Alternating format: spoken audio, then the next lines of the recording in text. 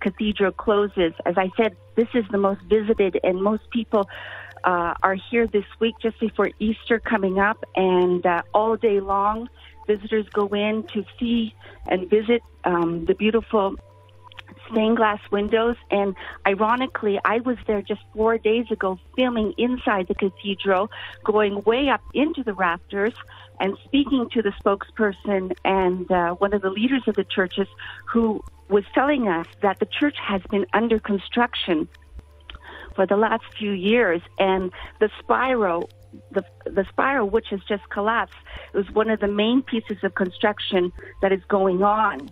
And so it seems that something went wrong, and I think that everyone will be investigating how this fire broke out. Yeah, Nancy, along with a lot of Americans, it's certainly a place I have visited. However, I've never made the trip up to the top. It's over 300, almost 400 steps that people take to go up to the top. Is that still open during the construction? It's only open up to a certain point, but certainly up on the rooftop, it's been closed for the past year because there is massive construction going on. And they've been fundraising quite heavily in the United States. In fact, many of the donors to fix the rooftop of Notre Dame, because the structure has been crumbling, and the rooftop is made out of wood. Outside, it looks very solid, but inside, it's been crumbling, and even gargoyles have been dropping off the rooftop.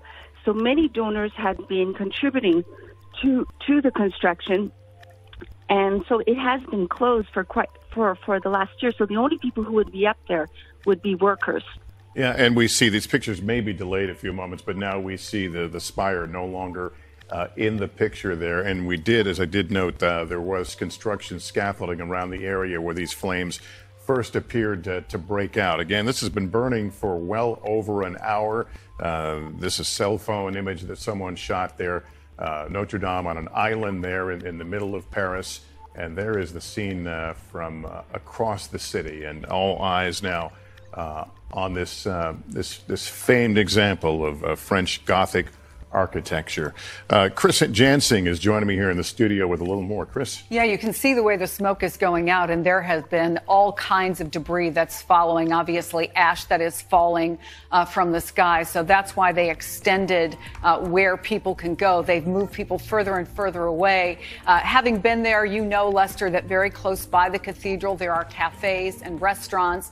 One of the great places to go and sit and just watch the world go by are these cafes that are literally just across the street, just across the way from Notre Dame Cathedral. And so people were there, and they described, as I've been trying to follow this on French media, on Le Monde newspaper, people were just feeling almost a rain shower of ash coming down. This is, as you point out, in the very center of Paris, so you'll be able to see it from much of that city.